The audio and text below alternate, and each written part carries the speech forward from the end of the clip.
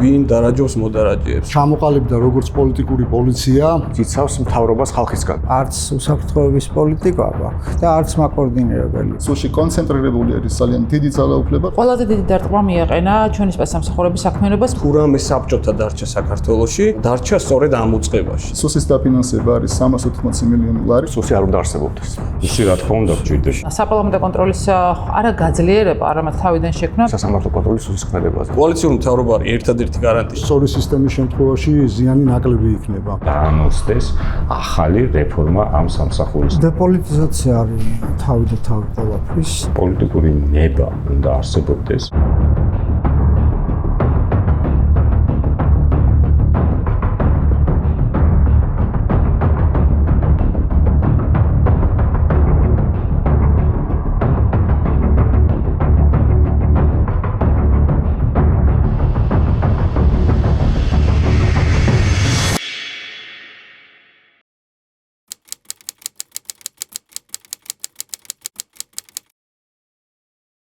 ისტორიულად ჯერ კი კარგად დამოყოლებული სუსი ეს არის ინსტიტუცია, რომელიც იცავს მთავრობას ხალხისგან. ამიტომ ზოგადად საჭიროება მხოლოდ ცუდ საზოგადოებაში შეიძლება, ცუდად მოწყობილ საზოგადოებაში შეიძლება იყოს, სადაც ცუდი მთავრობაა და რომელსაც ხალხი ებრძვის, მაგრამ მთავრობა თავს იცავს ერთ-ერთი სპეცსამსახურებით. ვინაიდან ნებისმიერი ინსტიტუცია მიდრეკილია გაფართოებისგან, არის რაღაც ისეთი ფუნქციები, რომელიც შეიძლება შენარჩუნდეს ზოგადად, მაგალითად კორუფციასთან ბრძოლა, მაგრამ ასევე იმიტომაც არის სუში გადატანილი, რომ დამატებითი კონტროლი იყოს მაგალითად ბიუროკრატიაზე ხელისუფლების მხრიდან. ასე რომ ზოგადად სუსის საჭიროება ნორმალურ საზოგადოებაში, რომელიც სწორად არის მოწყობილი, სადაც ესეთი მთავრობა არ არსებობს და თუ გაგვიმართლებს, ოდესმე და ჩვენ შევძლოთ სწორად მოვაწყოთ ჩვენი ქვეყანა, სუსი არ უნდა არსებობდეს. სახელმწიფო უსაფრთხოების სამსახური სჭირდება ქვეყანას იმ საფრთხეებიდან გამომდინარე, რომელიც შეიძლება არსებობდეს ჩვენს ქვეყანაში, მაგალითად ოკუპანტი ქვეყნიდან და ასევე რეგიონში არსებული სიტუაციიდან გამომდინარე. ამიტომ ცხადია ამ სტრუქტურას ჩვენ ვერ გავაოქმებთ, პირიქით გავაძლიერებთ უსაფრთხოების სისტემას, რათა უზრუნველყოფილი იყოს სახელმწიფო უსაფრთხოება და ეს კონკრეტული სისტემა ორიენტირებული იყოს სწორედ სახელმწიფო უსაფრთხოებაზე, პრევენციული ღონისძიებების გატარებაზე, რათა ჩვენი ქვეყნის ეროვნული ინტერესი იყოს დაცული. ემსახურებოდეს ეს უწყება არა რომელიმე კონკრეტულ პოლიტიკურ პარტიას, არამედ ემსახურებოდეს ხალხსა და ეროვნულ ინტერესებს. დღეს სუსის დაფინანსება არის 380 მილიონი ლარი, ეს ცოტა არ არის, ამიტომ ეს დაფინანსება სინამდვილეში უნდა მოხმარდეს სწორედ სახელმწიფო უსაფრთხოებას, ქვეყნის უსაფრთხოების გაძლიერებას და არა რომელიმე კონკრეტული პოლიტიკური პარტიის ინტერესებს ან მისი ძალაუფლების გამყარებას. საქართველოს აქვს ერთ-ერთი ყველაზე რთული საფრთხეების პროფილი მთელ პოსტსაბჭოთა სივრცეზე მე მგონი. ქვეყანა დგას როგორც ეგრეთ წოდებული hard security ან მძიმე უსაფრთხოების გამოწვევების, ისე ჰიბრიდული და საინფორმაციო ოპერაციების საფრთხეების წინაშე. შესაბამისად, სახელმწიფო უსაფრთხოების სამსახურს აქვს ძალიან კონკრეტული ფუნქცია. ეს არის ერთი მხრივ ქვეყნის შიგნით მოწინააღმდეგის ადამიანური ინფრასტრუქტურის გაუნებელყოფა, ამ ინფრასტრუქტურის შექმნის წინააღმდეგ მუშაობა. ასევე სახელმწიფო უსაფრთხოების სამსახურს მნიშვნელოვანი როლი აქვს ზოგადად საფრთხეებზე რეაგირების პოლიტიკის შემუშავებაში საკუთარი ანალიტიკური და საინფორმაციო მიმართულებებით. მსხვილი და მნიშვნელოვანი მიმართულება ტრადიციული საფრთხეა ტერორიზმი და ტერორიზმის წინააღმდეგ მუშაობა და შედარებით ახალი ტიპის კონცეპტუალურად დამუშავებული საფრთხე, რომელსაც დასავლეთის სახელმწიფოები მნიშვნელოვან როლს უთმობენ, ეს არის ეგრეთ წოდებული ძალადობრივი ექსტრემიზმი. მე წინააღმდეგი ვიქნებოდი ძალადობრივი ექსტრემიზმის სრული პაკეტი დარჩეს სახელმწიფო უსაფრთხოების სამსახურს, თუმცა აქაც მნიშვნელოვანი როლი უნდა ჰქონდეს მას. და თავისთავად ერთნიშნულად მისი ფუნქცია უნდა იყოს ტერორიზმის წინააღმდეგ მოქმედება. მოკლედ, კონდაზვერვითი საქმიანობა ქვეყნის შიგნით, მუშაობა ტერორიზმის საფრთხეზე და მის გაუნებელყოფაზე და გარკვეული ფუნქცია ასევე ძალადობრივ ექსტრემიზმზე და იმავდროულად მუდმივი საინფორმაციო ანალიტიკური უზრუნველყოფა სხვა უწყებებთან ერთად ქვეყნის გადაწყვეტილების მიღებების პოლიტიკების შესაქმნელად. Ბუნებრივია ამოცანები უნდა იყოს დასახული ეროვნულ დონეზე, რაც დღეს სამწუხაროდ საქართველოში აღარ არსებობს, იმიტომ რომ ეროვნულ დონეზე რა საფრთხეებია ქვეყანას ქაღალდზე არ დაწერია და იცის მხოლოდ და მხოლოდ ივანიშვილმა და თარგმნის მხოლოდ და მხოლოდ მის მოლაპარაკე თავები. თუმცა ბუნებრივია ქვეყანა, რომლის 20% ოკუპირებულია, რომელსაც აქვს მათ შორის იმ ტიპის გამოწვევები, რაც არის რუსული ჰიბრიდული ომის ტაქტიკა და რაზეც წესით სუსი თავის დროზე მუშაობდა, მათ შორის კიბერ მიმართულებით მათ შორის დეზინფორმაცია პროპაგანდის მიმართულებით, მათ შორის ფარული ოპერაციების და სპეცსამსახურების მუშაობის მიმართულებით, მათ შორის ტერორიზმის საფრთხეები, მათ შორის ორმაგი დანიშნულების პროდუქციის საქართველოს მეშვეობით გატანის ცდელობა და ალბათ გვახსოვს მათ შორის ბირთვული შემცველობის მასალით გატანის არაერთი მცდელობა, რომელიც აღკვეთილი იქნა საქართველოს ტრანზიტის მეშვეობით და აქ შედის ყველა ის საკითხი, რაც კანონით არის რეგულირებული, თუმცა დღეს ჩვენ ვხედავთ, რომ ის ემსახურება მხოლოდ მართლ პარტიას, ქართულ ოცნებას და ის რომ სუსი არის პოლიტიზებული, არა მხოლოდ მისი ანგარიშები მეტყოლებს, რომელიც ყველაზე მკაფიო ბოლო 2 წლის მანძილზე არის პოლიტიზაციის კუთხით, არამედ მათ შორის მისი ბოლო 2 სუსის უფროსი, რომელიც ქართული ოცნების არათუ რიგითი წევრები, არამედ მთავარი პროპაგანდისტები და რუსული კანონის ავტორები გახდნენ, მიუხედავად კანონში ჩანაწერისა, რომ პარტიული სუსის უფროსი არ უნდა ყოფილიყო და ეს ყველაფერი საბოლოო ჯამში საფრთხეს უქმნის ქვეყნის სახელმწიფო უსაფრთხოებას. სახელმწიფო უსაფრთხოების სამსახური შესაბამისად უნდა პასუხობდეს გამოწვევებს, რომელიც საფრთხეს უქმნის ქვეყნის უსაფრთხოებას, როგორც გარედან, ასევე შიგნით. საგარეო საფრთხეებს, რაც შეეხება საქართველოს დამოუკიდებლობის პირველივე დღიდან, ჩვენ ჩრდილოელი მეზობელი იყო ჩვენი მთავარი საფრთხე, ის ჩარეული არის როგორც ქვეყნის შიგნით პოლიტიკური დაპირისპირების წაქეზებაში დამოუკიდებლობის პირველი დღიდან, ასევე პროქსი ჯგუფების შექმნით არის დაკავებული და დაკავებული არის ასევე რუსეთის გავლენის აგენტების ინფილტრაციით ქართულ პოლიტიკაში და ზოგადად საზოგადოებრივ ცხოვრებაში თითქმის ყველა სფეროში. ანუ ჩვენი ჩრდილოელი საფრთხე ერთი უმთავრესი, ასევე რეგიონში დღეს განსაკუთრებით მნიშვნელოვანი არის ისლამურ ფუნდამენტალიზმთან გამკლავება, არა მარტო ჩვენი ქვეყნის პრობლემა არის, ეგ არამედ მთლიანად სოფლიოსი და განსაკუთრებით ჩვენი რეგიონის პრობლემა არის. ამან თავი იჩინა კიდევაც აი სულ ბოლო პერიოდში ჩვენ ნახეთ გამოსვლები აიათოლას მხარდამჭერი საქართველოში და ასევე ჰადსონის ინსტიტუტის კვლევებში, რომელიც საჯარო არის და არაფერი დაფარული იქ არ არის, აღნიშნულია, რომ საქართველოში ირანული სპეცსამსახურები მუშაობენ და დაკავებულები არიან ამ ჩვენი მოქალაქეების ქვემო ქართლში გადაბირებით და იდეოლოგიური მოწამვლით. ასევე ის, რაც ჩვენ მემკვიდრეობად მივიღეთ, ორგანიზებული დანაშაული და ესეც ძირითადად რუსეთიდან მომდინარე საფრთხე არის, ამასთან გამკლავებაც უნდა ხდებოდეს, ესეც ქვეყნის უსაფრთხოებას ურტყავს. ჩვენ ნახეთ ამას წინათ, რომ ქვეყნის გენერალური პროკურორი, რომელიც ძირითადად უნდა იყოს ორგანიზებული დანაშაულთან ბრძოლით დაკავებული, აღმოჩნდა, რომ ის არის თვითონ ერთ-ერთი იერარქიაში მაღალი იერარქიის პირი ამ ორგანიზებულ დანაშაულში, ასევე აი მოძალადე ჯგუფების წინააღმდეგ ბრძოლა და მათთან გამკლავება, რომელიც სამოქალაქო უფლებებსა და თავისუფლებებს საფრთხეს უქმნის ქვეყნის შიგნით. აი ეს ის ძირითადი ჩამონათვალი არის, რასაც ქვეყნის უსაფრთხოების სამსახური უნდა უმკლავდებოდეს და რასაც უნდა ებრძოდეს. უსაფრთხოების პოლიტიკა უნდა ეწყობოდეს რა ტიპის ქვეყანას ვიცავთ, მეორე ეს არის რას ვხედავთ როგორც საფრთხეს და მესამე ეს არის როგორ უნდა გავუკლავდეთ ამ საფრთხეს რა მექანიზმებითა და რა ასე ვთქვათ ინსტიტუტების გამოყენებით. ამას უნდა აყალიბებდეს ეროვნული კონსენსუსის საფუძველზე მიღებული სტრატეგიული დოკუმენტები, მათ შორის ოპოზიციისა და პოზიციის თანაბარი ასე ვთქვათ მონაწილეობით. სამწუხაროდ დღის მდგომარეობით ასეთი ტიპის დოკუმენტები გვაქვს, მაგრამ ძალიან ვადაგასული და მოძველებულია ეროვნული სტრატეგიული დოკუმენტები, რომლებიც აფასებენ ჩვენი ქვეყნის გარშემო არსებულ გეოპოლიტიკურ ვითარებას, ხედავენ იმ გამოწვევებს, რომლებიც არის თქვათ ზდად მდგომარეობაში, რომელიც არის სტატიკურ მდგომარეობაში და ქმნიან იმ მექანიზმებს, რომელთა საფუძველზეც სახელმწიფო ინსტიტუტები, მათ შორის სახელმწიფო უსაფრთხოების სამსახური და სხვა სპეციალური სამსახურები ქმნიან მექანიზმებს, როგორ გაუწიონ ამას წინააღმდეგ. სუსის მთავარი ფუნქცია არის შიდა უსაფრთხოების უზრუნველყოფა. ანუ პირველ რიგში უცხო ქვეყნების სპეცსამსახურების აქტივობის გამოვლენა და განნეიტრალება, რაც არის კონსასაზღვრო ფუნქცია და ასევე არის ანტიტერორისტული ფუნქცია. დღეს ჩვენ რაც გვაქვს თავარი პრობლემა, ეს არის რომ სუსი არა თავისი უშუალო ფუნქციების განხორციელებაზეა ორიენტირებული, არამედ შეთავსებული აქვს შეთავსებული კი არა პირდაპირ ასე ვთქვათ გადართულია პოლიტიკური პოლიციის ფუნქციის შესრულებაზე, რაც ასე ვთქვათ, გულისხმობს ხელისუფლების ოპონენტების წინააღმდეგ მიმართულ ქმედებებს და მათ განეიტრალებას და ასეთ პირობებში ბუნებრივია მას არ რჩება არც რესურსი, არც შესაძლებლობა და არც ასე ვთქვათ პოლიტიკური დავალება აქვს იმისთვის, რომ თავის ძირითადი ფუნქციები უცხო ქვეყნების სპეცსამსახურებისგან და მაგალითად ტერორისტული საფრთხეებისგან ქვეყნის დაცვაზე იზრუნოს. აი ძირითადი რა საფრთხეა, რას გამოყოფდით 2-ს ან 3-ს?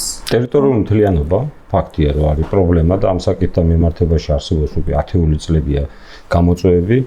სწორი ბრძანა ბატონმა გიორგიმ, რომ ასევე არსებობს უცხო ქვეყნის სადაზვერვო ორგანიზაციების მზარდი ინტერესი, ანუ პლატფორმების შექმნა იმისათვის, რომ თუ დაჭირდებათ გააქტიურონ საქართველოს წინააღმდეგ გარკვეული ტიპის მოქმედებები და საერთაშორისო ტერორიზმით გამოწვეული საფრთხეები, ასე გლობალური პრობლემა, ეს არის ის ძირითადი მიმართულებები, რომელიც დღეს წარმოადგენს და ალბათ სამწუხაროდ თუ საბედნიეროდ იქნება უსაფრთხოების სისტემის მომავალში კვლევის საგანი. უცხო ქვეყნის სპეცსამსახურების დაინტერესება სხვადასხვა ტიპის მოქმედებების განხორციელების მიზნით საქართველოს წინააღმდეგ, საქართველოს სუვერენიტეტის წინააღმდეგ, ოკუპაცია და მასთან დაკავშირებული მთელი ეს პრობლემატიკა და საერთაშორისო ტერორიზმი. სრულად ვეთანხმები, რაც თქვა შალვამ. უბრალოდ ახლა აი კონტექსტს რო შევხედოთ. განსაკუთრებით 2022 წლის თებერვლის მერე, ანუ რუსეთის უკრაინაში შეჭრის შემდეგ ჩვენთან გააქტიურებულია რუსეთის ჰიბრიდული ომი და სახელმწიფო უსაფრთხოების სამსახური მთლიანად ასე ვთქვათ უსაფრთხოების სტრუქტურებთან ერთად ამ ჰიბრიდული ომის წინააღმდეგ ბრძოლაში ძალიან მნიშვნელოვან როლს უნდა ასრულებდეს. მაგრამ ჩვენ გვაქვს ისეთი პოლიტიკური მოცემულობა, რომ თავად მართველი პარტია არის რუსეთის სასარგებლოდ ამ ჰიბრიდული ომის წამყვანი აქტორი. ასეთ პირობებში ბუნებრივია ახლა სუსი ჰიბრიდული ომის წინააღმდეგ ვერ იბრძოლებს. აი ესეთ სავალალო მოცემულობაში ვართ. ჰიბრიდულ ომს როგორც გამოწვევას ვერ დაინახავს. ახალი პოლიტიკური ასე ვთქვათ პოლიციის ფუნქცია აქ ვერ დაინახავს, იმიტომ რომ მისთვის მნიშვნელოვანი ამ შემთხვევაში არა სახელმწიფოს უსაფრთხოება, არამედ მართველი პარტიის უსაფრთხოება და კეთილდღეობა. გარდა რუსეთისა, აი განსაკუთრებით სამხრეთ საქართველოში ბოლო ხანს აი აიათოლას პლაკატები ცირვილი. აი ეს შეიძლება რაღაც 10 წლის წინ ისე არ ჩანდა საზოგადოებისთვის საფრთხედ, მაგრამ დღეს უკვე ეს რადიკალური ისლამის საფრთხის წინაშე შეიძლება ვთქვათ რომ ვართ. აი ამ კუთხით როგორ ხედავთ? შეიძლება საზოგადოებისთვის ასე ვთქვათ თვალსაჩინო ეს პროცესი არ იყო, მაგრამ სპეციალური სამსახურებისთვის მუდმივად წარმოადგენდა კვლევის საგანს და მათი დაკვირვების საგანს. ბუნებრივია საქართველოს მიმართ სხვა ქვეყნებსაც გააჩნიათ ინტერესი, ამაში ახალი არაფერია. ეს ყველაფერი არის დამოკიდებული ქვეყნის უსაფრთხოების სისტემის მდგრადობაზე. ანუ შენი მოწინააღმდეგე შენს მიმართ განახორციელებს იმ ტიპის მოქმედებას, რის უფლებასაც შენ მისცემს. თუ ჩვენ რეგიონში საქართველოს მიმართ ინტერესის მქონე კონკრეტულ სახელმწიფოს ან რა ვიცი, კონკრეტულ სპეციალურ სამსახურებს მივცემთ იმის შესაძლებლობას, რომ მათ განახორციელონ ის, რაც მათ უნდათ, ოპერატიულ, პოლიტიკურ ან სხვა კონტექსტში, ისინი ამას აუცილებლად განახორციელებს. სწორედ ასეთი ტიპის პრობლემების გადაწყვეტისთვის არის აუცილებელი შეფასდეს წინასწარ რა ტიპის რისკები შეიძლება მოდიოდეს ქვეყანასთან დაკავშირებით, დაწყებული ეკონომიკური რისკები და დამთავრებული პოლიტიკური რისკებით და გადანაწილდეს ფუნქციები იმ უწყებებზე, რომლებიც პასუხისმგებლები არიან სხვადასხვა ტიპის ამოცანების გადაწყვეტაზე და შემდგომში მოხდეს ამის შეფასება, სად იყო გარღვევა, სად იყო შედეგი, რამ გამოიწვია თქვათ უკუ ან დადებითი შედეგები, გადაფასდეს სიტუაცია და შემდგომში გადაიდგას ის ნაბიჯები, რომელიც არის გადასადგმელი. ასეთი ტიპის მოქმედებას ახორციელებს ეგრეთ წოდებული უსაფრთხოების სათათბირო ორგანო, სადაც თავს იყრის სხვადასხვა არხებიდან შემოსული ინფორმაცია, რომელიც არის ნეიტრალური, რომელიც არ არის პოლიტიკური გავლენის ქვეშ და სწორედ ასე თქვათ ტვინი, სახელმწიფოს ტვინი, რომელიც იღებს შესაბამის გადაწყვეტილების შესაბამისი მოქმედებების განხორციელებას. სამწუხაროდ დღეს ჩვენ ასეთ ტიპის ორგანიზაცია სისტემა არ აქვს, გაუქმდა შარშან. რატო გაუქმდა? არგუმენტი იყო რაღაც გაურკვეველი, რომ შესაბამისად ანუ ასე ითქვა, რომ ეს ხალხი, ვინც ამ ტიპის საკითხებზე მუშაობდა, გადანაწილდებიან სხვადასხვა უწყებებში და ამის საჭიროება არ იქნება. თუმცა დღევანდელი რეალობა აჩვენებს და ზოგადად ყველა წამყვანი სახელმწიფო ცდილობს, რომ უსაფრთხოების ასე ვთქვათ, მაკოორდინირებელი ძირითადი ორგანო ჰყავდეს თავისთან და აუცილებლად ასეთი ტიპის სისტემის გამოყენებით მართოს უსაფრთხოების საგარეო ურთიერთობებისა და ეკონომიკურ კონტექსტში უსაფრთხოების საკითხები. იმიტომ რომ ეკონომიკური უსაფრთხოებაც არის საკვანძო, რაც განაპირობებს სამომავლოდ ქვეყნის საშინაო თუ საგარეო პოლიტიკურ საკითხებს. ანუ სუსი გჭირდება. სუსი რა თქმა უნდა გჭირდება. შიდა უსაფრთხოება არის, ასე ვთქვათ, ყველა ქვეყნისთვის ერთ-ერთი მნიშვნელოვანი კომპონენტი. ახლა რა თქმა უნდა, მარტო ერთი სამსახური არ არის ამაზე პასუხისმგებელი, მაგრამ პირობითაც სუსი ხა სხვა ქვეყანაში სხვადასხვა დასახელებით არის ასეთი სამსახურები, მაგრამ იშვიათ გამონაკლისს თუ არ ჩავთვლით, ყველგან არსებობს და ყველგან მნიშვნელოვანი ფუნქცია აქვს ზუსტად ამ შიდა უსაფრთხოების უზრუნველყოფის თვალსაზრისით. ჩვენ ახლა ლაპარაკობთ რუსეთზე, თქვენ ახსენეთ ირანის ინტერესები ამ ქვეყანაში. გასაგებია, რომ ეს ორი ქვეყანა ალბათ ჩემი გაგებით ყველაზე უფრო აქტიურია აქ სადაზვერო ოპერაციების ჩატარების თვალსაზრისით, მაგრამ ეს ერთი და ორი ქვეყნით არ შემოიფარგლება. საქართველოს მიმართ სადაზვერო ინტერესები ბევრ ქვეყანას გააჩნია და მაშინ თუ არა შიდა უსაფრთხოებაზე პასუხისმგებელმა სამსახურმა ვინ უნდა აწარმოოს იგივე კონტრსადაზვერო საქმიანობა. შესაბამისად სუსი თავისი დღეს არსებული ამოცანებით 80%, 70%-ის კონტექსტში ვიტყვი, აუცილებლად ჭირდება სახელმწიფოს პირიქით სახელმწიფომ უნდა ჩადოს რაც შეიძლება მეტი ინტელექტუალური და მატერიალური ინვესტიცია ასეთი ტიპის ორგანიზაციების განვითარებაში. ამას ჩვენ გვიდასტურებს შავი ზღვის რეგიონში დღეს არსებული ვითარება და ეს ვითარება სამწუხაროდ არ იქნება ისეთი ვითარება, როდესაც საქართველოს უსაფრთხოების სისტემა აღარ დაჭირდება. პირიქით სახელმწიფო უნდა იყოს მობილიზებული პოლიტიკური ისტაბლიშმენტი, უნდა იყოს მომართული იმისკენ, რომ ყავდეს პოლიტიკისაგან დაცლილი და სპეციალისტებით დაკომპლექტებული სპეციალური სამსახურები, რომლებიც ემსახურებიან სახელმწიფოს და არა კონკრეტულ ინდივიდს თუ პირთა ჯგუფს, 3, 5 თუ 27 კაცს არ აქვს მნიშვნელობა. ასეთი ტიპის სამსახურების არსებობა გაცილებით უფრო დიდ გარანტიებს შექმნის მათ შორის იმ ადამიანების უსაფრთხოების უზრუნველსაყოფად, რომელსაც უნდათ რომ სპეცსამსახურები ჰყავდეთ როგორც ასე ვთქვათ, პირადი მოხმარებისაგან.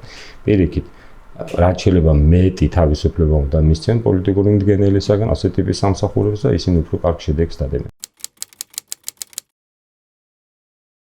დღეს სუსი არის ფაქტორიდან მთავრობის რაღაც ძალაუფლების გაფართოების დაცვის ინსტიტუცია და მთავარი საქმე დროს ჩვენ ხედავთ სუსის არის რაღაც ოპოზიციონერი პოლიტიკოსების მოსმენა, ფარული მასალების გავრცელება და ასე შემდეგ. ფაქტობრივად მთელი ის დაპირისპირება საზოგადოებაში გვაქვს რაღაც შუღლი, სიძულვილი, ასე თუ ისე უკავშირდება სუსთან მის საქმიანობას. ამიტომ თავიდან ბოლომდე ასე პოლიტიკური მიზნებისთვის მომუშავე ძალიან დიდი ძალაუფლების მქონე ინსტიტუცია. ამიტომ არანაირი საჭიროება ინსტიტუციაში თუ მართლა ნორმალურად გვაქვს აწყობილი საზოგადოება არ უნდა არსებობდეს. თავარი პრობლემა რაც დღეს სახელმწიფო უსაფრთხოების სამსახურთან დაკავშირებით არსებობს არის ის რომ ეს უწყება სამწუხაროდ არის ერთგვარი პოლიტიკური იარაღი ქართული ოცნების ხელში და სუს დღეს სახელმწიფო უსაფრთხოების სამსახურს ოცნება იყენებს არა სახელმწიფო უსაფრთხოების გაძლიერებისათვის ან პრევენციული ღონისძიებების გატარებისათვის არამედ იყენებს პოლიტიკოსების წინააღმდეგ ტოტალური კონტროლისათვის საზოგადოების მოსმენისათვის ანუ ფაქტობრივად საკუთარი მერკანტილური ძალაუფლების განმტკიცებისათვის ხო ამიტომ სუს უნდა ჩამოსცილდეს ეს ასე ვთქვათ პოლიტიკური ფუნქცია და მან უნდა შეინარჩუნოს და შეიძინოს ის ფუნქცია რომელიც წაადგება ჩვენი ქვეყნის ეროვნულ ინტერესებს უნდა გაძლიერდეს სახელმწიფო უსაფრთხოება და უნდა უპასუხოს სუსმა ადეკვატურად იმ საფრთხეებს რომელიც შეიძლება ჩვენს ქვეყანაში არსებობდეს მაგალითად ჩრდილოეთიდან ან რეგიონში არსებული სიტუაციის გათვალისწინებით სუსი იქცა რეჟიმის პოლიტიკური სისტემის უსაფრთხოების სამსახურად და არა სახელმწიფოს და სახელმწიფოს ინტერესების ამ ფონზე, როდესაც მთელი სახელმწიფო ამ კონკრეტული უწყების რესურსი ხმარდება პარტიის უსაფრთხოებას, შესაბამისად ხდება მისი დეკვალიფიკაცია. ანუ შეუძლებელია უწყება, რომელიც არ ვიცი, საბავშვო ბაღის დირექტორის თუ გამგის რაღაცა პროფილებსაც ქმნის და ამის შესახებ ცნობებს წერს. თანაბრად ემსახურებოდეს ქვეყნის უსაფრთხოებას, ერთი მხრივ ამოსაკეთებდეს და მეორე მხრივ მაგალითად განეიტრალება უწევდეს რუსული სადაზვერო ინფრასტრუქტურის ქვეყნის შიგნით, ხო? ანუ ამ ორ რაღაცას ერთდროულად ვერ გააკეთებს სახელმწიფო ვერც ერთი უწყება, შესაბამისად ეს არის არსებითი პრობლემა, რომელსაც აქვს სხვადასხვა გამოხატულებები. ხა ამ ვითარებაში ამის კლასიკური გამოხატულება არის ის, რომ პარტიის ერთ-ერთი პოლიტიკური იდეოლოგი ცოტა ხნის წინ მართავდა სახელმწიფო უსაფრთხოების სამსახურს, ხო? ეს ფაქტი, რომ პარტიის პოლიტიკური იდეოლოგი და მისი პროპაგანდის შექმნის ჩართული ადამიანი შეიძლება მე აღმოჩნდეს ამ უწყების ხელმძღვანელად, უკვე ნიშნავს რა ხარისხის პოლიტიზაციასთან გვაქვს საქმე უწყების. შესაბამისად, ეს ყველაფერი ჩვენ გვაკლდება მოქალაქეებს, ამიტომ რომ კიდევ მეორე შეუძლებელია თანაბრად გადაანაწილო რესურსები ნებისმიერი უწყების შიგნით, რომელიც ასეა მისი პოლიტიკური პრიორიტეტები თუ სამუშაო პრიორიტეტები გადაღაბნილი. ეს არის პრობლემა. საქართველოში სპეცსამსახურების მუშაობის სპეციფიკა გარკვეულწილად არის განპირობებული მათ შორის იმ საბჭოთა წარსულით, რომელიც ყველაზე მარტივად ODR-ებში გამოიხატება. ODR-ი ალბათ ყველას ახსოვს და ყველა მიცის, რომ ის დღესაც მუშაობს, არა მხოლოდ საჯარო უწყებებში, არამედ მათ შორის სახელმწიფო და კერძო კომპანიებში. და ეს ODR-იც არის იმ საბჭოთა გადმონაშთი, რომელიც უნდა დაგვეტოვებინა წარსულში, თუმცა გამოყვა ბოლომდე და მეორე რაღაც გამოკიდება ამ ჩინმედლებს. სუსის უფროსს არ სჭირდება გენერალ-მაიორის წოდება, როდესაც ის არის პოლიტიკურად არჩეული პირი, და როდესაც მისი ანგარიშვალდებულება არის უშუალოდ პარლამენტთან კანონით გაწერილი. და რა საჭიროა ეს ჩინმედლების ტრიალი და ამით თავის მოწონება, დინარაძის მაგალითი მე მგონი ყველაზე თვალსაჩინო იყო ამ შემთხვევაში, საერთოდ გაუგებარია. შესაბამისად ერთ-ერთი არის ეს საბჭოური მენტალიტეტი და ძალაუფლების ვერკეტი კონტროლის და ძალაუფლების დაცვისთვის და მეორე მხრივ მთავარი გამოწვევა დღესდღეობით თუ საუბრობთ გარდა პოლიტიზაციისა, რაც მკაფიოდ პარტიის ინტერესების გატარებას გულისხმობს და მათ შორის ეს ანგარიშებიც ჩანს, ასევე არის უსაფრთხოების ინსტიტუციური მოშლა, ეროვნული უსაფრთხოების არქიტექტურის ინსტიტუციური მოშლა, რაც სუსის შემთხვევაში გამოიხატა ერთის მხრივ იმით, რომ დაზვერვის სამსახური, რომელიც ყოველთვის ცალკე არსებული უწყება იყო, აი თითქმის ყოველთვის დამოუკიდებელ საქართველოში დღეს არის სუსის შემადგენელი ნაწილი. მეორე მნიშვნელოვანი გამოწვევა არის, რომ მაშინ, როდესაც სუსის ქვეშ არის ანტიკორუფციული სამსახური, მისი ყოფილი უფროსი გრიგოლ ლილუაშვილი დღეს ციხეში სწორედ კორუფციის ბრალდებით არის. ეს კიდევ ერთხელ ამტკიცებს იმას, რომ სისულელეა სუსის ქვეშ ანტიკორუფციული სამსახურის არსებობა, არა მხოლოდ გრიგოლ ლილუაშვილის გამო და დასავლეთისგან იზოლაცია ყველაზე დიდი დარტყმა მიაყენა ჩვენი სპეცსამსახურების საქმიანობას, მით უფრო იმის გათვალისწინებით, როდესაც სადაზვერო და კონდაცვერითი ამოცანები ერთად არის ამ უწყებაში და როდესაც დღეს სუსის ანგარიში პირდაპირ ვკითხულობთ, რომ თურმე დასავლეთი გვებრძვის დეზინფორმაციით, იმიტომ რომ აქ ანტიდასავლური განწყობები გამძაფრთეს და ჩვენ უარი ვთქვათ ევროპაზე. ნუ აი ესეთ ნონსენს წერენ, მაგრამ მაშინ, როდესაც ნამდვილად საჭირო არის ჩვენი დასავლური პარტნიორების ხარდაჭერა, იქნება ეს ოკუპაციის პროცესში ტერიტორიული მთლიანობის ხარდაჭერა, იქნება ეს მათ შორის იგივე კონდაზვერით საქმიანობის და მათ შორის სპეცსამსახურების თანამშრომლობის კუთხით, რომ ტერორიზმის საფრთხეები მინიმუმ ავერიდოთ თავიდან, აქ უკვე ეს დიდ გამოწვევას ქმნის ქვეყნის უსაფრთხოებისთვის. ძირითადი პრობლემა ის, რასაც შეუიარაღებელი თვალითაც ვხედავთ, არის ის, რომ ის ჩამოყალიბდა როგორც პოლიტიკური პოლიცია და დაკავებული არის ძირითადად მართველი გუნდის, ამ შემთხვევაში ქართული ოცნების ინტერესების გატარებით, ოპოზიციის დევნით, საპროტესტო ელექტორატის დაშინებით, დამუნათებით, დაკავებით და მათი მოსმენით თუ დევნით. და ასევე პრობლემა სისტემურიც არის ის, რაც მხოლოდ დღევანდელ ხელისუფლებას ვერ მივაწერთ და მხოლოდ მათი დანაშაული არ არის. სისტემური პრობლემა, რომელიც აქვს სუს, ეს ჩამოყალიბდა ერთ დიდ თავკომბალად, რომელსაც აქვს როგორც ინფორმაციის მოპოვების, ანალიტიკის, ასევე სამართალდამცავი ფუნქციებიც, რაც ერთ-ერთი პრობლემა არის ასევე მის საქმიანობაში. ზოგადად გამოყოფდი ვინაიდან პოლიტიზირების თემა შევეხე სამ ფაქტოს, რაც ახდენს სპეციალური სამსახურების პოლიტიკურ გენერალზე დაკავშირებას, ეს არის ოპერატიული, როდესაც სამსახურები ასრულებენ პარტიის დავალებას, პარტიული ამოცანების გადაწყვეტას და მას ჩვენ დღეს ვხედავთ ჩვენს ცხოვრებაში. მეორე ეს არის ინფორმაციული კონტექსტი, როდესაც სპეცსამსახურები ამზადებენ იმ ტიპის დოკუმენტებს, რომლებიც სასურველია მომხმარებლისთვის შინაარსობრივად. და მესამე ეს არის ადმინისტრაციული საკადრო, როდესაც თანამდებობაზე ინიშნებიან ხალხი, რომლებიც არიან პარტიული გუნდის თუ ჯგუფის წარმომადგენლები. ეს სამი კომპონენტი ერთობლიობაში ამ სამსახურებს აქცევს პარტიულ სპეციალურ სამსახურად. როგორ მთავრდება, რა ვიცი, ისტორიას აგერ არის, შეგვიძლია გადავიკითხოთ და ვნახოთ რა. რიგ შემთხვევაში ქართულ რეალობაში ეს ხა შეიძლება დღეს რაღაც აქტუალურია, მაგრამ რეალურად უსაფრთხოების გარემო ჩვენს გარშემო შეიძლება ისე რომ ქართულ რეალობაში ჩვენ უნდა მივიღოთ და მივიღებთ აუცილებლად პოლიტიკისაგან დაცლილ სპეციალურ სამსახურებს. ეს გაცილებით უფრო უკეთესი იქნება მათ შორის იმ პოლიტიკური გუნდებისთვის, რომლებსაც სურთ, კიდევ ერთხელ ვიტყვი, რომ სპეციალური სამსახურები მათი პირადი მოხმარების სუბიექტები იყვნენ. რა თქმა უნდა, პრობლემები არის, სადაც ჩალომ უკვე ისაუბრა. გარდა ამისა, ასე ვთქვათ, ზოგადად საჯარო სამსახურში არის ერთგვარი დეკვალიფიკაციის და პროფესიონალების, ასე ვთქვათ, ნაკლებობის პრობლემა. ეს ყოველთვის იყო, მაგრამ მგონია, რომ ბოლო პერიოდში, ასე ვთქვათ, კიდევ უფრო ხელშესახები გახდა ეს პრობლემა. ზოგადად უსაფრთხოების პოლიტიკა არ არის ერთი რომელიმე კონკრეტული უწყების პასუხისმგებლობა. ის გადანაწილებულია მრავალ სხვადასხვა უწყებაზე და ამ, ასე ვთქვათ, უსაფრთხოების პოლიტიკას, როგორც ვახსენეთ უკვე აქ ჩვენ შეხვედრაზე, ჭირდება მაკოორდინირებელი ორგანო. დღეს კი არა, უკვე მრავალი წელია, არც უსაფრთხოების პოლიტიკა გვაქვს და არც მაკოორდინირებელი ორგანო გვაქვს. ამიტომ ვართ ესეთ სიტუაციაში. ეს პრობლემებია და თავარი, რა თქმა უნდა, არის კიდე ხელისუფლების პოლიტიკური ნება, რომელიც საფრთხეს ხედავს თავის ოპონენტებში, თავის პოლიტიკურ ოპონენტებში და არა მაგალითად უცხო ქვეყნების ისეთ ინტერესებში, რომლებიც პირდაპირ მიმართულია საქართველოს სუვერენიტეტის და ეროვნული ინტერესების წინააღმდეგ.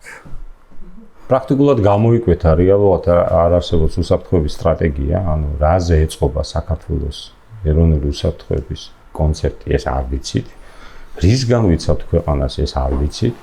შესაბამისად, იზრდება პოლიტიკური ამოცანა სპეცსამსახურების ქმედებებში და სპეცსამსახური მას აქვს უნარი, რომ ადაპტირება მოახდინოს პოლიტიკური ამოცანების შესრულებაზე და მიეკრო, ასე ვთქვათ, პოლიტიკურ გუნდს და დაიწყო მისი ამოცანების შესრულება, რაც მათთვის გარანტირებულია, თქვათ, სამომავლოდ ყოფითი საკითხების გადაწყვეტაში და არსებობისთვის მნიშვნელოვანია და შესაბამისად არ არსებობს, ასე ვთქვათ, საზოგადოებაში არ არსებობს მოთხოვნა, რომ მათ ანგარიში წარადგინონ რა გააკეთოს ეროვნული უსაფრთხოების დაცვის კონტექსტში. ეს ამ ყველაფრისგან არიან თავისუფლები და თავის, ასე ვთქვათ, თავისუფალი ცურვის რეჟიმში ასრულებენ იმას, რაც დაკვეთა არსებობს პოლიტიკური ისტაბლიშმენტისგან. პირველი პრობლემა ეს არის, კვლავ დაუბრუნდები ამ თემას, ეს არის პოლიტიკური ნება უნდა არსებობდეს საზოგადოებრივი მონიტორინგი და ასე ვთქვათ, ზედამხედველობა იმისათვის, რომ გაირკვეს მართლა რას აკეთებს ეს სამსახურები დასაშვებ ფარგლებში ბუნებრივია და მეორე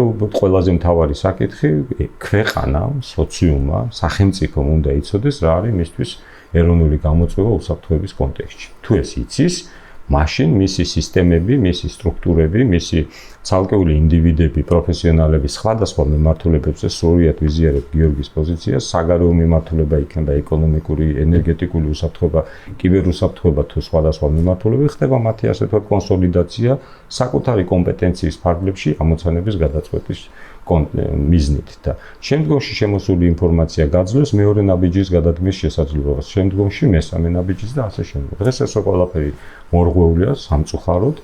შეიძლება რაღაცა კონტექსტში არსებობს, უბრალოდ ვერ ხედავთ, ალბათ რაღაცა გარანტიები, რომელიღაცა ქვეყნებიდან რაღაც საკითხებთან დაკავშირებით არსებობს და შესაბამისად ეს თემა ასე ვთქვათ მიშვებულია თვითდინების მიმართულებით. ვინაიდან ის ფორმულა, რაც უზრუნველყოფს ეროვნული უსაფრთხოების საკითხის გადაწყვეტას, ეს ფორმულა მორღვეულია. შესაბამისად შეგვიძლია მარტივად მივიდეთ დასკვნამდე, რომ ფორმულა ეფექტიანად ვერ სრულდება.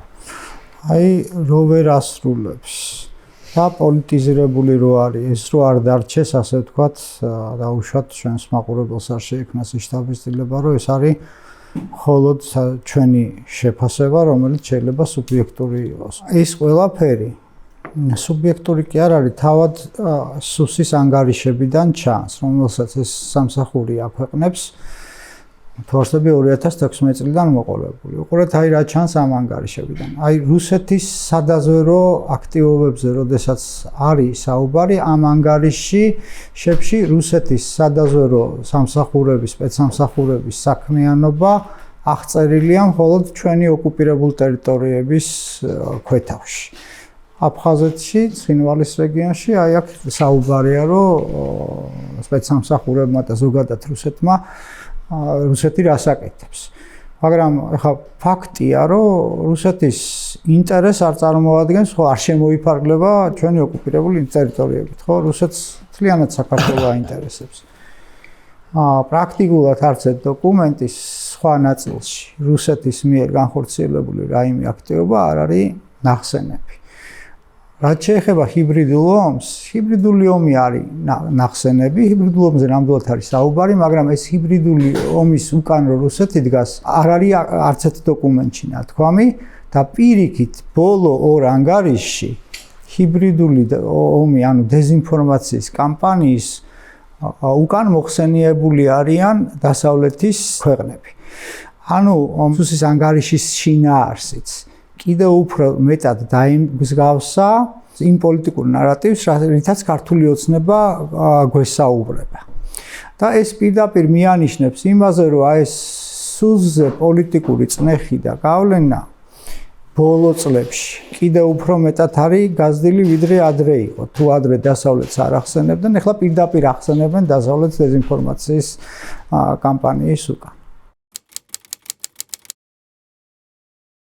თუ ჩვენ გვექნება სრული შესაძლებლობა როგორც გვინდა ისე მოვახდინოთ სულს რეფორმირება, პირველ რიგში ეს უნდა გამოიყოს ის ფუნქციები, რომელიც ბუნებრივად ალბათ უნდა არსებობდეს, მაგრამ კორუფციასთან ბრძოლა ჩვეულებრივ კრიმინალია და შინაგან საქმეთა სამინისტრომ შეიძლება აიღოს საკუთარ თავს და პროკურატურამ და ამისთვის სულსი საერთოდ არ არის საჭირო. კონდაზორვა შეიძლება იყოს ან ცალკე უწყებად ჩამოყალიბებული, ან მაგალითად თავდაცვის სამინისტროს კონდაზორის ნაწილში გაერთიანებული. ანუ არის რაღაც ისეთი ბუნებრივი ფუნქციები შესული სულში, რომელიც ალბათ უნდა შენარჩუნდეს, მაგრამ მთელი ის ხალხზე თვალთვალის კონტროლის, პოლიტიკოსების დევნის, კომპრომატების შეგროვების, აი ეს რაც სიამოვნებაში სუსია და რაც წარმოადგენს სუსის 90% საქმიანობის, ის ძალიან გასაუქმებელია, ამიტომ ჩვენ ამას გავაუქმებდით. ხოლო თუ ისე გამოდგა, რომ ჩვენ არ გვაქვს ამის მანდატი და თქვა რაღაც კოალიციურ მთავრობაში ჩვენი პარტნიორები წინააღმდეგი არიან სრული გაუქმების, თავერას უნდა გავაკეთოთ, დავამყაროთ ყისიერი კონტროლი, სასამართლო კონტროლი სუსის ქმედებაზე, რომ არც ერთი მოსმენა, არც ერთი მასალის შეგროვება ადამიანზე არ ხდებოდეს, თუ სასამართლო კონტროლი არ არსებობს და ჩვენ გამორიცხავთ ისეთ კოალიციაში ვიყოთ, სადაც სასამართლო რეფორმა არ მოხდა და თუ წესიერი სასამართლო გვექნება, მაშინ ესე იგი სუსეც მინიმუმ კონტროლი იქნება დამყარებული. უნდა დასრულდეს სახელმწიფო საფრთხეების სამსახურის ინსტრუმენტად გამოყენება პოლიტიკოსების, საზოგადოების კონტროლის თვალსაზრისით და ის უნდა კონცენტრირდეს სახელმწიფო უსაფრთხოების გაძლიერებას. რა თქმა უნდა, პირველ რიგში ეს ფუნქცია, ასე ვთქვათ, სუსს უნდა ჩამოერთვას და მან უნდა შეინარჩუნოს ის რეალური ფუნქცია, რომლისთვის ეს სამსახური არის შექმნილი. მეორე, ჩვენ ვისურვებდით, რომ მაგალითად ცალკე სააგენტო სახით ჩამოყალიბდეს ანტიკორუფციული მიმართულება, იმიტომ რომ დღეს სუსში კონცენტრირებული არის ძალიან დიდი ძალაუფლება, რომელსაც სამწუხაროდ ოცნების ხელში ეს სამსახური იყენებს ზოგ შემთხვევაში და ხშირ შემთხვევაში ბოროტად პოლიტიკური ოპონენტების მიმართ. ამავე დროს შეიძლება ჩვენ გვეფიქრა იმაზე, რომ დაზვერვის სააგენტო ასევე ცალკე სააგენტო ჩამოყალიბებულიყო და გაძლიერებული იყო ამავდროულად საზოგადოებრივი კონტროლი, საპარლამენტო კონტროლი და ასევე სასამართლო კონტროლი. ანუ სასამართლოს დამოუკიდებლობის გარეშე სუსის კონტროლი ფაქტობრივად ვერ განხორციელდება. ამავე დროს მნიშვნელოვანი არის ის, რომ შესაძლოა შეიცვალოს სპეციალური უსაფრთხოების სამსახურის უფროსის არჩევის წესი და არ იყოს საკმარისი მხოლოდ 76 ხმა და გაცილებით უფრო მეტი ჩართულობა იყოს საჭირო, მაგალითად პარლამენტში სუსის ხელმძღვანელის არჩევის შემთხვევაში, რათა უზრუნველყოფილი იყოს დემოკრატიული პრინციპების დაცვა და ასევე კონტროლი იმ სისტემისა, რომელმაც შეიძლება ძალიან დიდი ძალაუფლების კონცენტრაცია მოახდინოს. ეს ცვლილებები, რომელზეც მე ვილაპარაკე, ხო, რატო უნდა ენდონ მოქალაქეები? ორი ტიპის გამოწვევა არსებობს აქ. ერთი გამოწვევა, რომელიც კლასიკურია და მათ შორის დემოკრატიულ საზოგადოებაში დგას, ეს არის ცნობილი დილემა, ვინ დარაჯობს მოდარაჯეებს, who guards the guardians. ეს არის საკითხი, რომელიც აღელვებს დემოკრატიებს. ერთი მხრივ უსაფრთხოება და მეორე მხრივ ადამიანის უფლებები, აქ სწორი ბალანსის პოვნა უჭირს დემოკრატიებსაც. მეორე მხრივ ჩვენ ვართ საზოგადოება, რომელიც ეს საბჭოთა მემკვიდრეობა მოყვება, სადაც სპეცსამსახურებს, კონკრეტულად უშიშროების ორგანოებს ჰქონდა, პრაქტიკულად როლი, როდესაც ისინი მართავდნენ ყველაფერს, ხო? როგორ თავისუფლდებით ამ მემკვიდრეობისგან? კითხვა ასე დგას. ჩვენ სუსზე კი არ ვლაპარაკობთ. მე მგონი თუ რამე საბჭოთა დარჩა საქართველოში, დარჩა სწორედ ამ უწყებაში. ამისგან როგორ თავისუფლდებით და ჩვენი დაპირება რატო უნდა მიიღოს სერიოზულად ადამიანებმა? პირველი, მე მგონია რომ ამის თავარი გარანტი არის არა ტექნოკრატიული გადაწყვეტილებები, კონკრეტულად სუსს რას მოაკლებ და მიუმატებ კანონმდებლობით, არამედ კოალიციური მთავრობა. კოალიციური მთავრობა არის ერთადერთი გარანტი იმისი, რომ ერთი რომელიმე პარტია ვერ ეზრდება სახელმწიფო ინსტიტუტებს და როგორც წესი ნებისმიერი პარტია ამას იწყებს სახელმწიფო უსაფრთხოების სამსახურზე კონტროლით. ამის შემდეგ იწყება უკვე ბიზნესების, ეკონომიკის, საბავშვო ბაღების, არჩევითი ორგანოების, სპორტული ფედერაციების კონტროლი. ძირითადად სუსის გავლით ხდება ეს. ამიტომ კოალიციურობა, რომელიც ჩემი აზრით არის უახლოესი პერსპექტივა ამ ქვეყნის, ეგ არის ერთ-ერთი მთავარი ფილტრი და ჩარჩო, რომელიც ამას განსაზღვრავს. მე რაც შეეხება კონკრეტულ ტექნოკრატიულ გადაწყვეტილებებს, პირველი სახელმწიფო უსაფრთხოების სამსახურის უფროსის დანიშვნის წესი. ანუ ის არ უნდა ინიშნებოდეს უბრალოდ უმრავლესობით. მე მოვითხოვდი კოალიციის შიგნით მაგალითად რომ ეს იყოს 2/3-იანი უმრავლესობა. ნუ ეს უკვე ნიშნავს იმას რომ ეს ადამიანი უნდა გამოდიოდეს პროფესიული წრეებიდან, იმიტომ რომ 2/3-იანი უმრავლესობაზე კონსენსუსს ვერ მიაღწევ თუ ადამიანს არ აქვს პირუთვნელი რენომე. ეს არის მათ შორის ფილტრი იმისი რომ პროფესიული წრეებიდან მოდის ადამიანი და არა პოლიტიკური წრეებიდან. მეორე და მნიშვნელოვანი ამბავი ძალაუფლების დეკონცენტრაციის საკითხები და ახსენეს ეს ანტიკორუფციული ნაწილი რომ უნდა გამოიყოს სულს მე მგონი ამაზე ყველას გვაქვს კონსენსუსს მით უმეტეს ეს არის ევროკავშირის ერთ-ერთი მოთხოვნაც. ეს წერია სხვათა შორის ქარტიაში, რომელსაც პარტიების უმრავლესობა მხარს უჭერს და ხელი აქვს მოწერილი, შესაბამისად ეს ნაწილი უნდა გამოიყოს. აქ ალბათ არანაკლებ მნიშვნელოვანი საკითხი ანტიკორუფციულ მიმართულებაზე არანაკლებ მნიშვნელოვანი. ეს არის სუსის საგამოძიებო ფუნქციები და ოპერატიულ-ტექნიკური დეპარტამენტი, ხო? ეს ოპერატიულ-ტექნიკური დეპარტამენტი არის აი დიდი მონსტრი, რომელზეც ჩვენ პრაქტიკულად არ ვლაპარაკობთ. მას აქვს განუზომელი ძალაუფლება აკონტროლოს ჩემი და თქვენი და ყველას პირადი ცხოვრება და თან ამას აკეთებს ისე რომ ის არის ფაქტიურად სახელმწიფო უსაფრთხოების სამსახურის დანამატი, გაგრძელება, მისი სიპია. შესაბამისად, ეს სამსახური უნდა გამოიყოს ცალკე, ის უნდა იყოს სერვისის მიმწოდებელი სხვა საგამოძიებო უწყებებისთვის, რომლებიც ამითი არიან დაკავებული, იქნება ეს შინაგან საქმეთა სამინისტროში თუ სხვაგანაც, თუ იქნება მაგალითად იგივე ფინანსთა სამინისტროს საგამოძიებო ნაწილში. და ამ სამსახურის უფროსის დანიშვნის წესიც ასევე უნდა ექვემდებარებოდეს მაღალ კონსენსუსს და ეს არ უნდა ინიშნებოდეს არც ერთ შემთხვევაში, მაგალითად იგივე უსაფრთხოების სამსახურის უფროსის წარდგინებით. ანუ ლაპარაკი რაზეა?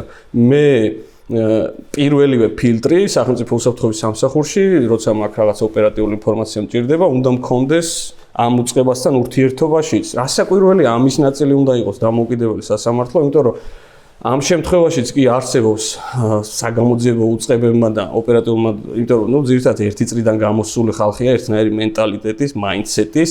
ამიტომ ამათ შორისაც უნდა იდგეს აუცილებლად პირუთვნელი მოსამართლე. ამიტომ როცა ვლაპარაკობ დამოუკიდებელ სასამართლოზე, იმთავითვე ამასაც ეხება ეს ყველაფერი. ეს უწყება, რომელზეც ახლა ჩვენ ვლაპარაკობთ, მაგალითად ახლა საგარეო დაზვერვის სამსახური ახსენეს და თავისთავად ჩემთვის სრულიად ცხადია, რომ უნდა გამოეყოს მას და დამოუკიდებელ უწყებად უნდა ჩამოყალიბდეს. როდესაც სუსი შეიქმნა 2015 წელს, ძალიან კარგი კანონი იყო, ერთი გამოკლებით, რომ მაინც მოსმენებთან დაკავშირებით არ იყო საპარლამენტო კონტროლი და ეს გამოწვევად შებოდა, მაგრამ რა უნდა შეიცვალოს? შეუნა შეიცვალოს ერთის მხრივ მენტალური დამოკიდებულება სპეცსამსახურის საჭიროების, არა ძალაუფლების დაცვის და კონტროლის, არამედ სახელმწიფო უსაფრთხოების უზრუნველყოფის მიზნით უნდა შეიცვალოს მათ შორის ის რომ დაზვერვა უნდა გავიდეს აუცილებლად სახელმწიფო უსაფრთხოების სამსახურიდან, უნდა გავიდეს ასევე ანტიკორუფციული მიმართულება, ასევე უნდა იმსჯელოთ ფიქრობ საგამოძიებო ნაწილზე, ფუნქციის, ისევე როგორც ოპერატიულ გამიჯვნაზე და ძალიან მნიშვნელოვანია სუსის უფროსის დანიშვნის საკითხი, როდესაც აუცილებელია ოპოზიციის თანამონაწილეობა, ამ შემთხვევაში რაც დღევანდელი ჩანაწერით არ ქმნის შესაძლებლობას. მეორე მნიშვნელოვანია საპარლამენტო კონტროლის არა გაძლიერება, არამედ თავიდან შექმნა. მე ვიყავ ერთ-ერთი დეპუტატი პარლამენტში, რომელმაც სუსის უფროსი დავიბარე კომიტეტზე, რომელშიც შესაძლოა ომი დაიწყო უკრაინაში და შესაძლოა რუსების დიდი ტალღა იყო საქართველოში ლარსიდან მომდგარი და ამ საკითხზე, როდესაც მინდოდა მე მისგან მომესმინა პასუხი როგორც თავდაცვის კომიტეტის მოადგილეს, ის უბრალოდ ერთი თვე არათუ არ მოვიდა კომიტეტის თავმჯდომარემ საერთაშორისო გააუქმა ამ ვითარებაში და შესაძლებელია სუსის უფროსის ანგარიშებზე ოპოზიციის ჩართულობის გაზრდა, მათ შორის დასკვნის წერით ნაწილში შესაძლებელია ანგარიშ ვალდებულების კითხვის სუსის უფროსის ვალდებულება რომ მოვიდეს კომიტეტზე და ესაუბროს წევრებს და იმიტომ რომ არ არსებობს კანონითაც კი არ არსებობს ის რომ ფარულ და მოსმენებთან დაკავშირებით და ოტოსამსახურთან დაკავშირებით საპარლამენტო კონტროლი მექანიზმი არსებობდეს, ეს ცალკე მიმართულებაა და ბუნებრივია თუ მომავალში მოხდება მათ შორის თავდაცვის კომიტეტის დაყოფა ორად დაზვერვის მიმართულებით და ცალკე საფრთხოების მიმართულებით, ეს იქნება ალბათ უპრიანი, მაგრამ მთავარი გამოწვევა ყოველთვის იქნებოდა ეს წინა ხელისუფლების თუ იქნებოდა ეს ამჟამინდელი რეჟიმის პირობებში არის პოლიტიკური ნება და პოლიტიკური ნებიდან ისევე როგორც კანონიდან და სამოქალაქო და საპარლამენტო კონტროლიდან არის დასაწყისი ყველაფერი. დეცენტრალიზაცია აუცილებელი არის, ანუ დეცენტრალიზაცია კი არა, რეორგანიზაცია არის სუსის აუცილებელი. ისთვის სამართალდამცავი ფუნქციების ჩამოცილება, სააგენტოებად მისი დაყოფა, ძირითადი მისი ფუნქცია უნდა იყოს ინფორმაციის მოპოვება ანალიტიკა.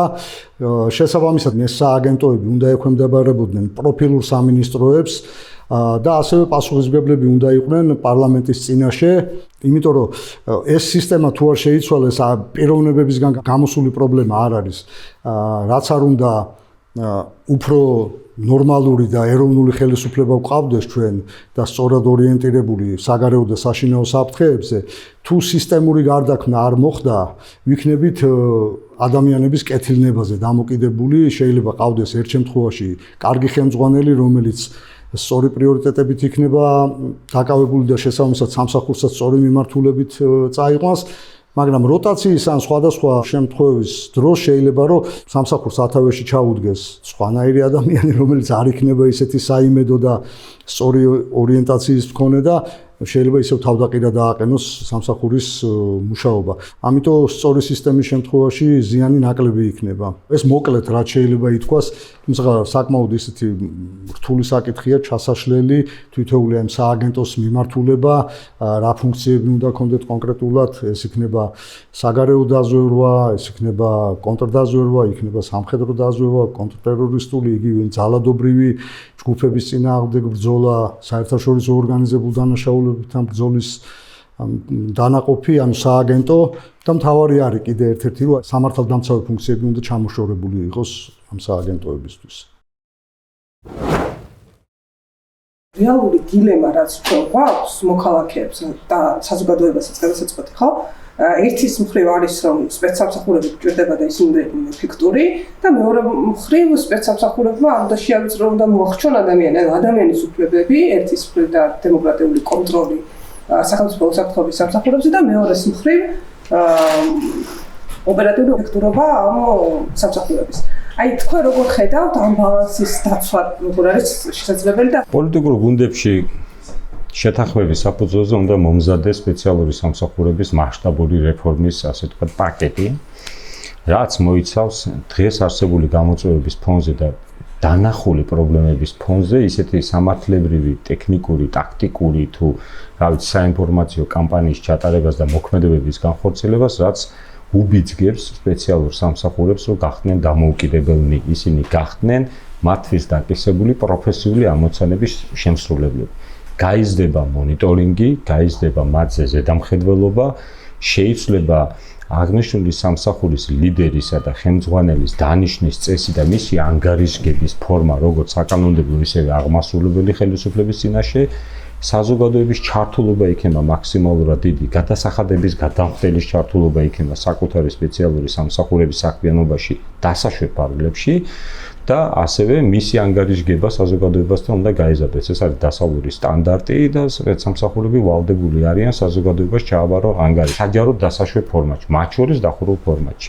პარალელურად უნდა გაიზარდოს დასავლელი პარტნიორების აქტიური ჩართულობა ჩვენი სპეციალური სამსახურების განვითარების პროცესში. ამის გარეშე სამსახურები დღეს ჩვენი ვერ განვითარდება, უნდა შეიქმნას დამატებითი არხები ინფორმაციის მიღების, ანუ სისტემური განვითარება უნდა მოხდეს, უნდა მოერგოს სპეციალური სამსახურები იმ გამოწვევებს, რომლებსაც დღეს ვხედავთ, აგერ ახსენა ბატონმა გიორგიმ, ჰიბრიდული თემა, კიბერუსაფრთხოების საკითხები და უამრავი თემა, რომლებიც დღეს არის ძალიან აქტუალური და ეს პროცესი არ უნდა დავინახოთ როგორც ეჯერადი აქტი, რომლის საფუძველზეც ჩვენ ჩავატარეთ რეფორმა და მივიღეთ საუკეთესო სპეციალური სამსახური. ეს რეფორმა უნდა იყოს გრძელვადიანი, მუდმივი და მუდმივად ასე თქვათ, უნდა ექვემდებარებოდეს რიგი საკითხები გადახედვას და მორგებას იმ რეალობასთან, რომელიც გვაქვს ჩვენ.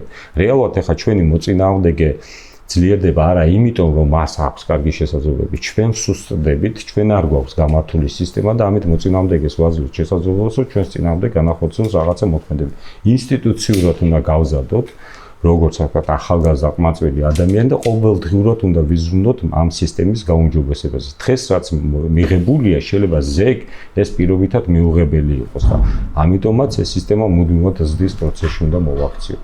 გამოწვევებზე საუბრისას არ ვიცი, დღეს რაც გამოწვევა სრულიად საკმარისია იმისათვის, რომ დაანონსდეს ახალი რეფორმა ამ სამსახურისა. მისთვის ბიუჯეტის გაზრდა ბუნებრივია, ძალიან მნიშვნელოვანია, მაგრამ აქ ასე თქვათ, ოპერატიული ფსიქოლოგიაა თანამშრომლების შესაძლებელი, ისინი უნდა გრძნობდნენ, ისინი ემსახურებიან ეროვნული ინტერესების გადაწყვეტას და არა რომელიღაცა 2 ან 3 ან შეიძლება 1 ადამიანის ინტერესების დაცვას. შიგნით არის შესაძლებელი მთელი ეს სისტემა და პარალელურად აუცილებლად გამოყოფთი პოლიტიკური გუნდის, ასე ვთქვათ, პოლიტიკური ისტაბლიშმენტის პასუხისმგებლობის თემას. მათ არ უნდა გაუჩნდეთ განცდა და სურვილი, რომ დაექვემდებარონ რომ სამსახურ მათზედაც ცელდება გარკვეულწილად რაღაც პასუხისმგებლობა. იმიტომ რომ როდესაც ოპოზიციაში არიან, მაშინ სხვა ტიპის განცხადებებს აკეთებენ, როდესაც ხელისუფლებაში მოდიან, გარკვეულწილად სხვა ტიპის ინტერესები უჩნდება. იმიტომ რომ ასეთი ტიპის ორგანიზაციის მართვა პირადი ინტერესებიდან ან პარტიული ინტერესებიდან გამომდინარე ძალიან დიდი კომფორტია და ეს არ უნდა დაუშვას, ანუ მოქალაქეობრივი და სამოქალაქო პასუხისმგებლობის თვითშეგრძნების ასე ვთქვათ, შეფასების დონეც ასაწერია, ანუ მაგრამ ვიქნებით იმის იმედად, რომ ანგელოზები მოვლენ ხელისუფლებაში. კი ბატონო, ამიტომაც უნდა იყოს, ასე ვთქვათ, სიტყვაზე მრავალპარტიული მმართველობის სისტემა უნდა არსებობდეს, ურთიერთ ბალანსი უნდა იყოს, ამიტომაც ვთქვი, რომ სუსის ხელმძღვანელი უნდა იყოს არაპარტიული ადამიანი, სასურველია, მისი დანიშვნის წესი უნდა იყოს შეცვლილი, თქვათ, თუ ჭირდება 73 ხმა პარლამენტში, უნდა აიწიოს, თქვათ, ავიდეს 2/3-ზე ან უფრო მეტზე, ანგარიშგების ფორმებია შესაძლებელი.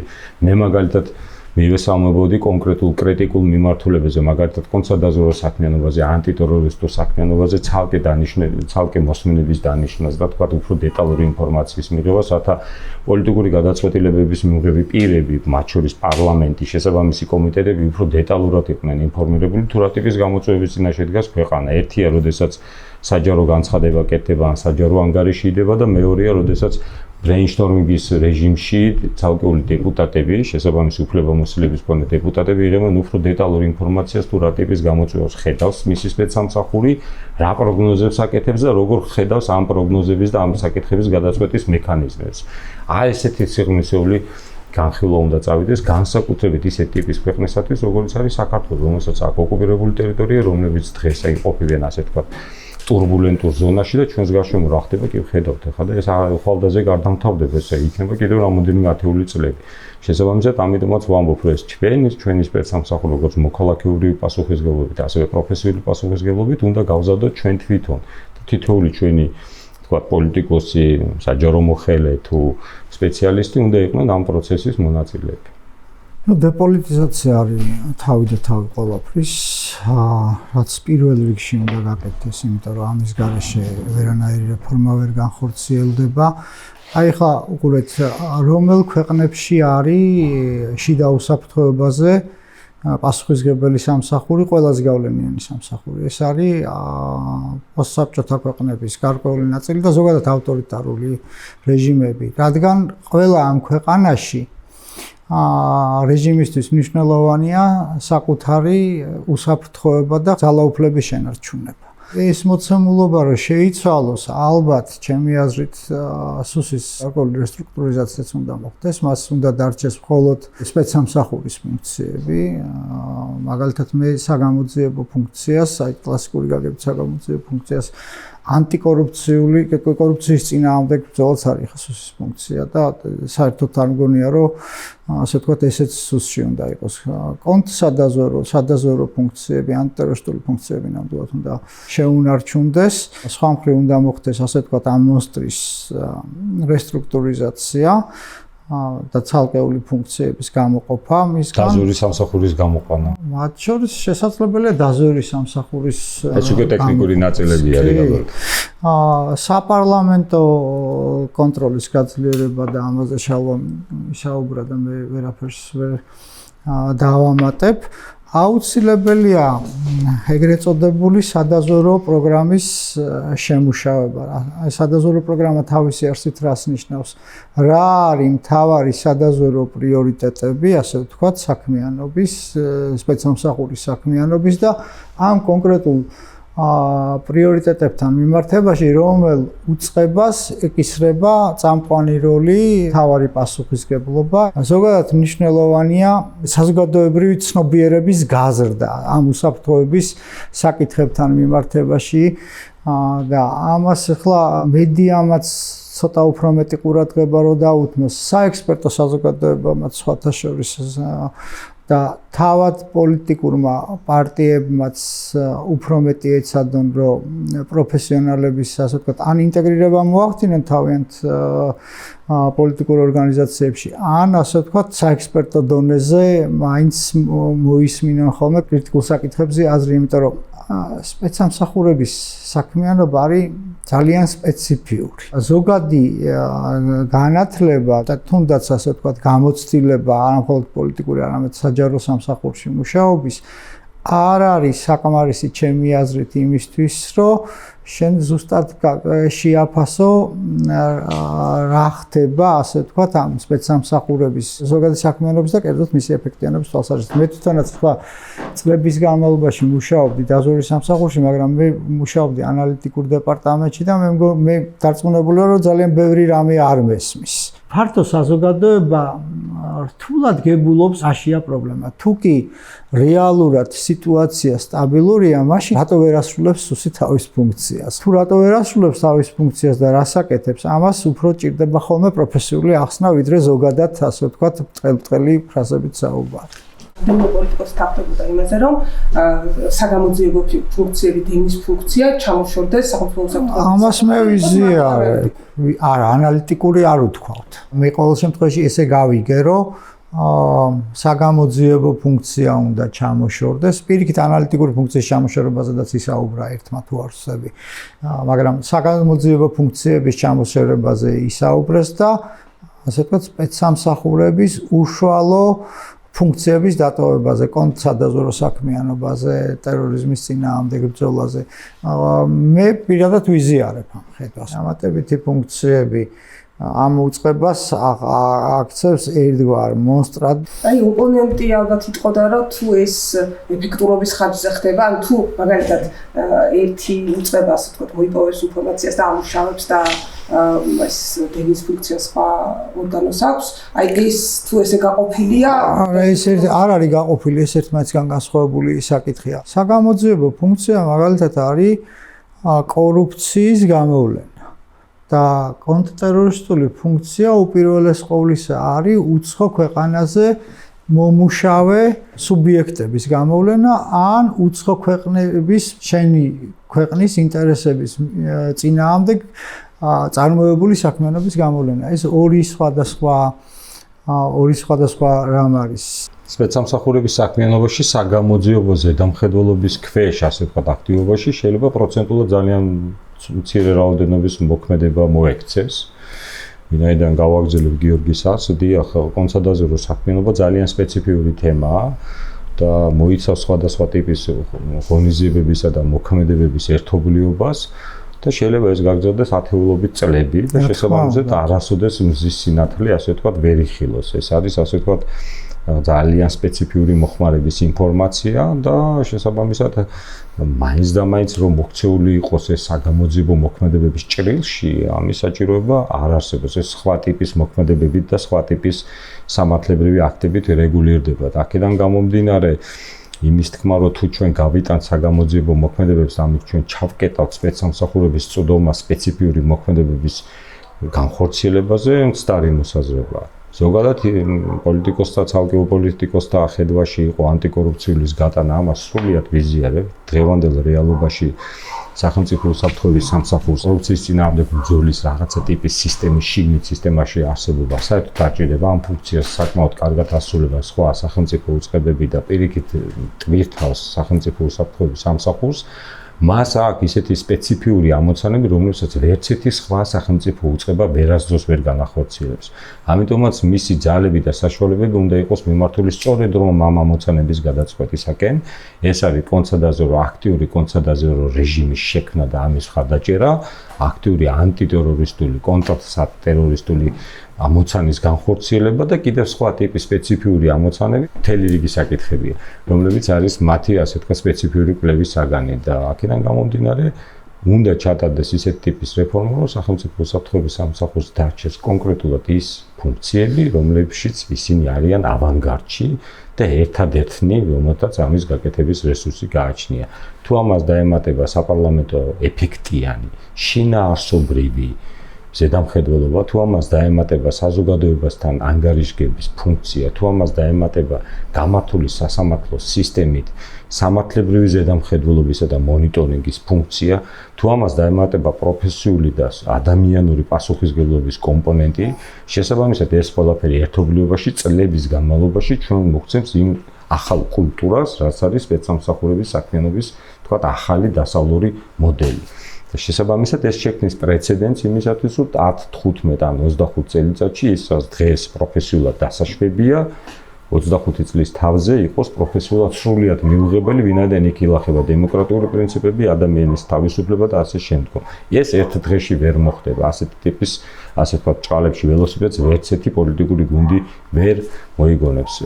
ეს უნდა იყოს საზოგადოებისა, სპეცსამსახურების, პოლიტიკური ისტაბლიშმენტის საკანონმდებლო აღმასრულებელი ხელისუფლების საერთო შეთანხმების საგანი და ამ შემთხვევაში არის მიღწევადი შედეგი. ჩვენ ისიც უნდა გავითვალისწინოთ, რომ სპეცსამსახურებში შემოდის ახალი თაობა, ამ ახალ თაობას შემოაქვს ახალი ფასეულობები, ახალი ღირებულებები და შესაბამისად მათ უნდა მიეცეთ საკუთარი, ასე ვთქვათ, ნიჭისა და უნარის დანერგვისა და განვითარების შესაძლებლობა. ერთობლიობაში 10 წელში, თქვათ 15-20 წელიწადში მივიღებთ იმ სასურველ შედეგს. ჩვენი სპეცსამსახურები 90-იანი წლების სპეცსამსახურებისაგან დღეს რადიკალურად განსხვავდებიან საკუთარი ძალებისა და საშუალებების და თქვათ მოქნილობის კონტექსტში და უნდა ვიმედოვნოთ, რომ ჩავატარებთ ისეთ ტიპის რეფორმას, რომ 20 წელიწადში გვექნება ნამდვილად დასავლური ქმედითი და საკუთარი ამოცანის გადაწყვეტაზე ორიენტირებული სპეციალური სამსახური. თუ დაველოდებით იმას, რომ ამას ვიღაცა ჩვენს მაგივრად გააკეთებს, ამას არავინ არ გააკეთებს, პირიქით ყველაფერს გააკეთებენ იმისათვის, რომ ჩვენ გვყავდეს კუტარი ჭყალებში, არაფრის მაქნისი და დაუძლურებული სპეციალური სამსახური, ვინაიდან ამაში სწორედ რომ ჩვენი მოწინააღმდეგის ინტერესები დგას, დაანგრიოს, შეცვალოს, ინსტიტუციურად დაასუსტოს სპეციალური სამსახურები, რათა შექმნას საკუთარი სპეცსამსახურების ეფექტიანად აქტივობის შესაძლებლობა სხვა ქვეყნის ტერიტორიაზე, ამ შემთხვევაში საქართველოში. ასეთი ინტერესი ვის აქვს, ყველამ კარგად ვიცით. როცა ვლაპარაკობთ სუსის ძალაუფლების დეკონცენტრაციაზე, ამ ამოცანის წინაშე დავდგებით, ერთ-ერთი პირველი, რასაც გვეტყვიან, თქვენ ასუსტებთ სახელმწიფოს, გვეტყვიან. ამიტომ ჩვენი პასუხი ამაზე ის კი არ არის და ჩვენი გზავნილი, რომ სახელმწიფო უსაფრთხოების სამსახურს ვაუქმებთ, არამედ პასუხი არის ის, რომ ჩვენ ვქმნით იმ ტიპის უსაფრთხოების ეკოსისტემას, რომელიც მიმართული იქნება ეროვნული ინტერესების რეალიზებაზე და დაცვაზე ამ ქვეყნის, სადაც სახელმწიფო უსაფრთხოების სამსახურს სხვა უწყებებთან ერთად ექნება როლი. ამ როლს აუცილებლად სასახად ჭირდება მაკოორდინირებელი ორგანო და მაკოორდინირებელი ორგანო ეროვნული უსაფრთხოების ან ეროვნული უშიშროების საბჭოს სახით აუცილებლად უნდა შეიქმნას და ბოლო ძალიან მნიშვნელოვანი ამბავი, რომელიც კავშირში ასევე კოალიციურ მთავრობასთან, რომელიც დასაწყისში ვახსენე, ეს არის საპარლამენტო კონტროლი. ხო, თავდაცვის და უშიშროების კომიტეტი, მე ჩვენს ხედვაში და ამას ვეცდები, რომ სხვებსაც დავარწმუნო, ამაში მგონია, რომ უნდა გაიყოს, უნდა არსებობდეს ცალკე თავდაცვის კომიტეტი და ცალკე უსაფრთხოების ორგანოების ზედამხედველობაზე მომუშავე კომიტეტი და ამ კომიტეტში საპარლამენტო ოპოზიციას უნდა კონდეს სრულად განსაკუთრებული ფუნქციები. უბრალოდ ეხლა როცა ამაზე ვლაპარაკობ, არ დაგავიწყდეს, რომ ეს საერთო უნდა იყოს სხვა კომიტეტებისთვის, შესაბამისად შესაძლებელია პარლამენტის მუშაობის, ანუ რეგლამენტი და ასე შემდეგ. იმიტომ რომ საპარლამენტო ზედამხედველობა ვერ განხორციელდება მასში აქტიური ოპოზიციური როლისა და ფუნქციის გარეშე. აი თეონა აკუბარდია იქნება ჩემს მიერ ერთ-ერთი გამოსვლელი. ის ძალიან აქტიური იყო, როცა იყო პარლამენტში ოპოზიციის კვოტით. მას ძალიან კარგად ესმის პრობლემატიკა, მაგრამ მისი შესაძლებლობები ამ მიმართულებით უბრალოდ იმის გამო, რომ ესეთი საპარლამენტო მუშაობის ლოგიკა იყო ქვეყანაში, იყო შეზღუდული. ამიტომ მოგწონს, არ მოგწონს, ოპოზიციას უნდა კონდეს განსაკუთრებული როლი ზედამხედველობის ნაწილში და ამ შემთხვევაში სახელმწიფო უსაფრთხოების სამსახურებმა მხედველობაში და სხვა უწყებებიც.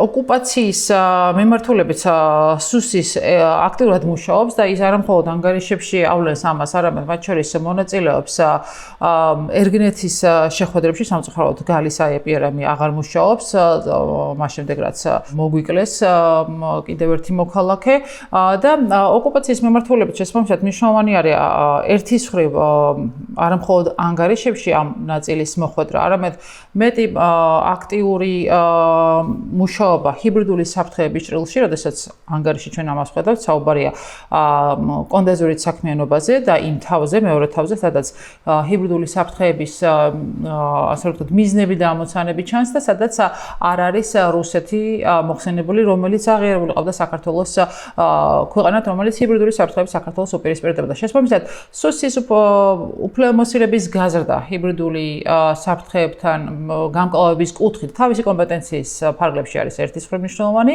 და მეორე, როდესაც საუბარი არის ოკუპირებულ ტერიტორიებზე, ბუნებრივია ოკუპირებულ ტერიტორიებზე სუსის საქმიანობა, ისევე როგორც პროაქტიული მიწოდება ინფორმაციის და არა იმპოლიზაციის ხარისხი, რასაც ჩვენ ვხედავთ მათ შორის ოკუპაციასთან დაკავშირებით ანგარიშებში და ადეკვატური და არაპოლიტიკური ანგარიშები ოკუპაციის ნაწილში არის მნიშვნელოვანი შესაძლებლობა პოლიტიკის დაგეგმვის და კოორდინაციის, რა თქმა უნდა, ეროვნული უშიშროების თუ უსაფრთხოების საბჭოს მასშტაბით და ფარგლებში. 6 დამოუკიდებელი სააგენტო, რომელიც პროფილური სამინისტროების ქოლგის ქვეშ იმუშავებენ, თანაკვეთას პოულობენ დაზვერვის საბჭოში. დაზვერვის საბჭო არ უნდა აგვერიოს უშიშროების საბჭოში, რომელიც პოლიტიკური ორგანოა. დაზვერვის საბჭოში მოიყრის თავს ყველა სააგენტოს მიერ შეგროვებული ინფორმაცია და ანალიტიკური მასალა, რათა რაიმე ინფორმაცია მნიშვნელოვანი არ დაიკარგოს. სააგენტოებად დაყოფა მნიშვნელოვანი არის, იმიტომ რომ ამ ქვედანაყოფებს შორის ასე დავარქვათ, კონკურენცია იზრდება და უფრო მაღალ ეფექტური იქნება მათი მუშაობა, ასევე რომელიმე არაკეთილმოსურნე უცხოური ქვეყნის ინფილტრაციის შემთხვევაში რომელიმე სამსახურში მთლიანად სამსახური არ იქნება ინფილტრირებული და პირიქით დანარჩენ სამსახურებს ექნებათ საშუალება უფრო მარტივად გამოავლინონ რომელიმე სააგენტოში ინფილტრირებული თანამშრომელი.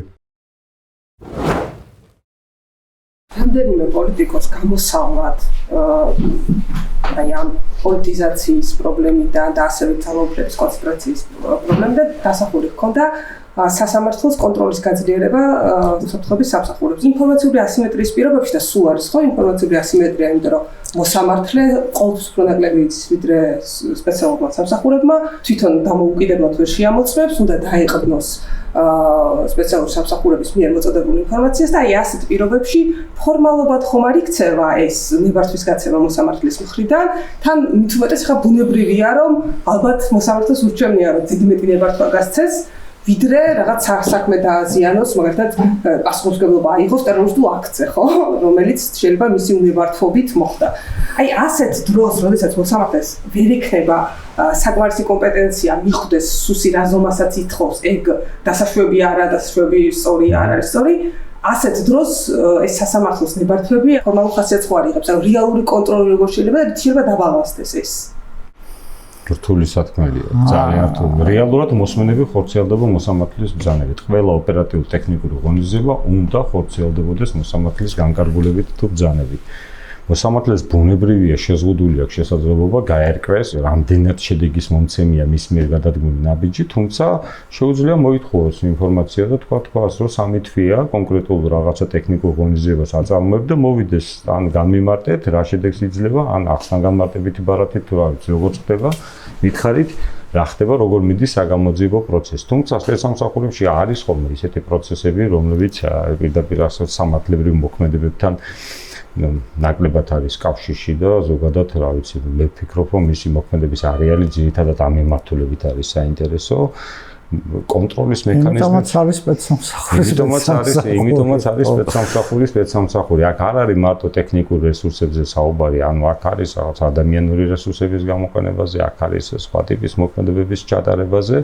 ნესმის ჩვენთან გასაგებია ცუდი მოსამართლე, როცა ცუდად იქცევა, მაგრამ აი კარგი მოსამართლის პირობებში ხო არის ეს პრობლემა და ყველა პირობებში ყველა ქვეყანაში თუ ძალიან მაგარი მოსამართლე ყავს, რომელსაც აი თქვა პირობითად, რომელსაც აი თავისი პროფესიული ღირსების უბადლო დამცველი.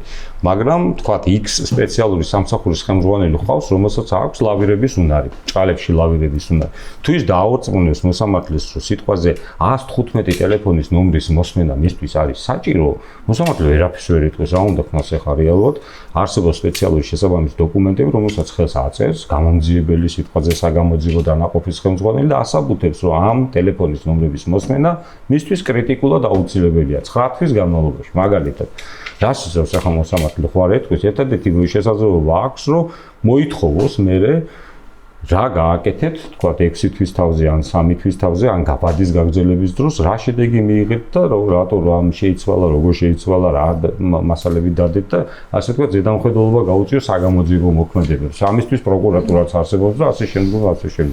თუ ადამიანი მოტივირებულია, რომ შეცდომაში შეიყვანოს სხვა სახელმწიფოს უწყებები, ამის რესურსი მას აქვს. განსაკუთრებით სისტემურად როგორ დავაბალანსოთ, რომ უნდა არსებობდეს ამ ყველა სტრუქტურული ერთეულების ზედამხედველობისა და მონიტორინგის ეფექტიანი სამართლებრივი შესაძლებლობები. ამ თანამდებობებს, ამ გადაწყვეტილების მიღები პირები უნდა იყვნენ სახელმწიფოებრივად მოაზროვნე ადამიანები და ისინი თვლიდნენ, რომ ისინი ემსახურებიან საკუთარი სახელმწიფოს უსაფრთხოებას, იცავენ საკუთარი ქვეყნის კანონმდებლობას და არ უნდა დაუშვან ამის გამოყენება. ანუ ასე თქვა, პერსონალური ფაქტორი არსებობს, ბუნებრივია. თუ ახლა ადამიანს ცოტა რთულია, ხო? ანუ კარგი ადამიანების იმედად უნდა ვიყოთ. ეს კარგი ადამიანები. უბრალოდ აი ერთ-ერთმა პოლიტიკოსმა თქვა, ეს ზოგადი პრობლემა who guards the guardian. სპეცსამსახური, იმიტომ არის სპეცსამსახური, რომ ის სპეციალური მეთოდებით მოიპოვებს ინფორმაციას და მისი საქმიანობა ეს არის მისი დანიშნულება. არსი. ხო, არსი ეს არის. რაც რა თქმა უნდა, ასე ვთქვათ, გადის ეს დაწერილი კანონების ზღვარზე. ესეთი მექანიზმი, რომ მოსამართლეების უფლებები გავზარდოთ და ამით პრობლემა აღებთ, ესეთი მზა რეცეპტი არ არსებობს. არსებობს, ასე ვთქვათ, ზოგადი კონტექსტი, ეს არის დემოკრატიული სახელმწიფოების კონტექსტი, სადაც ადამიანის უფლებები არის უფრო მეტად დაცული. სახელმწიფოს მხრიდან, იმიტომ რომ არსებობს სამართლიანი სასამართლო და არსებობს შესაბამისი კანონმდებლობა და ასეთ პირობებში, როდესაც ასე ვთქვათ, ის იცის სპეცსამსახურის თანამშრომლობა, ის ზოგადად მოერიდება იმ ტიპის ქმედებების განხორციელებას, რომელიც უხეშად დაარღვევს ადამიანის უფლებებს. ესეთი მზა რეცეპტი, რომ ერთ რამეს გააკეთებ და ამ პრობლემას აღმოფხრი, ჩემი აზრით, ბუნებაში არ არსებობს არათუ საქართველოს რეალობაში. საქართველოს რეალობა მით უფრო მძიმეა, იმიტომ რომ ტრადიციები, ასე ვთქვათ, თავის როლს თამაშობს. ეს მოსმენების თემა ამ მექანიზმით მუშაობს ხელისუფლება წლების განმავლობაში. და ამ ტრადიციის აღმოფხვრა, რაც არ უნდა, ასე ვთქვათ, თუნდაც პოლიტიკურ ნებისმიერობებში, ერთი ქმედებით და ესეც ასე ვთქვათ ძალიან მოკლე დროში ვერ მოხდება, ამას ჭირდება ასე ვთქვათ სისტემური მიდგომა. თვითონ იდეა იყო ასევე დეკონცენტრაცია სპეციალური სამსახურების რამდენიმე სააგენტოს შექმნა, რომელსაც ექნება თავისი სპეციფიკური ფუნქციები და იმას ეყოლება თავისი პოლიტიკური ხელმძღვანელობა. აი, ამ იდეაზე რას ფიქრობთ? მცირე ქვეყნების შემთხვევაში და ნუ დიდი ქვეყნების შემთხვევაშიც სხვადასხვა პრაქტიკა არსებობს, მაგალითად, არსებობს, რომ დაზვერვის სამსახური დამოუკიდებელია, შიდა უსაფრთხოების სამსახური ცალკეა ორი ერთმანეთისგან, ასე ცალ-ცალკე არსებობს, რომ ერთ სტრუქტურაში არიან ეს უწყებები. დასაზუსტებელია რა იგულისხმება ამ დეკონცენტრაციაში. არსებობდა დამოუკიდებელი დაზვერვის სამსახური, არსებობდა ცალკე სახელმწიფო უსაფრთხოების სამსახური. თუ კი აქ ვინმე მიგულისხმა ის, რომ ამათ ზემოთ კიდე რაღაცა სააგენტო უნდა ყოფილიყო, რომელიც ამას ასე ვთქვათ, ამის კოორდინაციას განახორციელებდა, ან დაუშვათ სუსიდან რაღაც ფუნქციები გატანილიყო და ამ ყველაფრის ზემოთ დამდგარიყო ეს აგენტო. მე ესეთი პრაქტიკა არ ვიცი და არ მგონია, რომ ეფექტიანი იყოს. ზოგადი პრაქტიკაა ის, რომ სადაზვერო სამსახურები დაქვემდებარებულები არიან, ასე ვთქვათ, ქვეყნი ყანაში მთავარი პოლიტიკური პასუხისმგებლობის პირთან და მთლიანად ეროვნული უსაფრთხოების კოორდინაციას, მათ შორის სადაზვერო სამსახურების, სპეცსამსახურების საქმიანობის კოორდინაციას უმეტეს შემთხვევაში, უმეტეს ქვეყანაში ახორციელებს ეროვნული უსაფრთხოების საბჭო და მისი აპარატი. ესეთი პრაქტიკა არსებობს. ეს დაახლოებით რას მაგონებს, იცით? ვიცე-პრემიერის პოსტის შემოღებას შინაგან საქმეთა სამინისტროს სუსის და იმის, რა ქვია, სახელმწიფო დაცვის სპეციალური სამსახურების კოორდინაციის საკითხებში. ამ სამ უწყებას ოპერატიულ დონეზე თანამშრომლობისთვის არანაირი საკოორდინაციო სამსახური არ ჭირდება. სინამდვილეში კოორდინაცია ჭირდება ეროვნული უსაფრთხოების პოლიტიკის დაგეგმას. ეროვნული უსაფრთხოების პოლიტიკის დაგეგმა არ არის ოპერატიული დონე, არის სტრატეგიული დონე და თან ამ სტრატეგიულ დონეში არა მხოლოდ რომელიმე სამი უწყება კი არ უნდა იყოს ჩართული, უნდა იყოს მთლიანად, ასე ვთქვათ, დღევანდელი მოცემულობით მთელი აღმასრულებელი ხელისუფლება. აღმასრულებელი ხელისუფლების, აი საგარეო საქმეთა სამინისტრო, თავდაცვის სამინისტრო. მე არ მგონია, რომ აი ეს რაღაც სააგენტოს შექმნა, მგონია, რომ უფრო ბიუროკრატიული მექანიზმის შექმნა არსებობს. მაკოორდინირებელი მექანიზმები, ესეთ მაკოორდინირებელი მექანიზმი და პასუხისმგებლობის დანაწილების და ეფექტიანობის გაზრდის მექანიზმი არის აი სადაზვერო პროგრამა, რომელიც ვახსენე. თუ აქ იგულისხმება ის, რომ მაგალითად ნახსენები იყო სადაზვერო საბჭოს შექმნა. სადაზვერო საბჭო ჩვენ რეალობაში არსებობდა. ოღონდ არსებობდა ქაღალზე დაწერილი და მოქმედებაში არ მოსულა. ჩემი აზრით პრაქტიკულადაც რთულია, ასე ვთქვათ, მისი მოქმედებაში მოყვანა. ესეთი დამატებითი მექანიზმი დაზვერის ეროვნული დირექტორის სახით შეიქმნა ამერიკის შეერთებულ შტატებში სექტემბრის ტერაქტების შემდეგ. იმიტომ რომ სადაზვერო ინფორმაციის უკეთესი დამუშავება და ანალიზი მომხდარიყო. ხა ჩვენ უნდა გავითვალისწინოთ ჩვენი კონტექსტი და იქაური კონტექსტი. ეს კონტექსტი არ ეხება ტერორიზმის საფრთხეს. ტერორიზმის საფრთხე ჩვენთვისაც სამწუხაროდ ამათი დონეზე რელევანტურია, მაგრამ ეს კონტექსტი ეხება სადაზვერო სამსახურების თუნდაც რაოდენობას და რაოდენობას რო თავი დავანებოთ. სადაზვერო ინფორმაციის ნაკადს. ჩვენ პირობებში მე მგონია, რომ ჩვენ არ აგვაქვს ახლა ისეთი სადაზვერო ინფორმაციის ნაკადი ოპერატიულ დონეზე, რომ აქ კიდევ რაღაცა უწყება უნდა არსებობდეს, რომელიც თავს მოუყრის ამ ინფორმაციას და ცალკე დაამუშავებს. მე მგონია, რომ დაზვერვის სამსახურის დონეზე, უსაფრთხოების სამსახურის დონეზე ძალიან კარგად მოხდება მათი დამუშავება და მიწოდება. ამიტომ ხომ ეგ სამსახური იმ შემთხვევაში გულისხმობა, როდესაც სხვადასხვა ფუნქციის ცალ-ცალკე სამსახურები არსებობს, ანუ როცა სუსი ცენტრალიზებულია კი არ არის. განშლილია სისტემა. ჩვენს შემთხვევაში და რომ გაშალო არ არის რა, ახლა ჩემი აზრით არ არის ამის საჭიროება, რომ რაღაცა ცალკე ის არსებობს. ჩვენ არა, ეს არის ლაპარაკი იმ შემთხვევაში, თუ სუსის დეკონცენტრაცია მოხდა. ნებისმიერ შემთხვევაში ვერ ხედავ, ასე ვთქვათ, National Director of Intelligence-ის ოფისის შექმნის საჭიროებას ჩვენთან. ჩემი სუბიექტური აზრი ასეთი. თუ პოლიტიკური კულტურა სპეცსამსახურებთან თანამშრომლობის, ასე ვთქვათ, პოლიტიკური ისტაბლიშმენტიდან სპეცსამსახურებთან თანამშრომლობის პოლიტიკური კულტურა არ შეიცვალა, გინდა ცალ-ცალკე იყვნენ და გინდა ერთად იყვნენ, საკითხი მაინც ვერ გადაწყდება. ზოგადად მე ვემხრობი, რომ დაზვერვის სამსახური იყოს ცალკე სახელმწიფო სტრუქტურული ერთეული. შეიძლება სუბიექტური ვარ ამ შემთხვევაში, მაგრამ ყოველ შემთხვევაში ვთვლი, რომ ამ სამსახურს აქვს ის რესურსი და ჰქონდა ის რესურსი, რომ თავის თავზე აეღო ის პასუხისმგებლობა, რაც მას კანონმდებლობით ჰქონდა დაკისრებული. და იგი იყო მაკოორდინირებელი ძირითადი ორგანო, სადაც საქართველოს სადაზვერო საქმიანობისა ამ სამსახურის პირველი პირი და ხელმძღვანელი იყო პრემიერ-მინისტრის თავარი მრჩეველი სადაზვერო საქმიანობაში.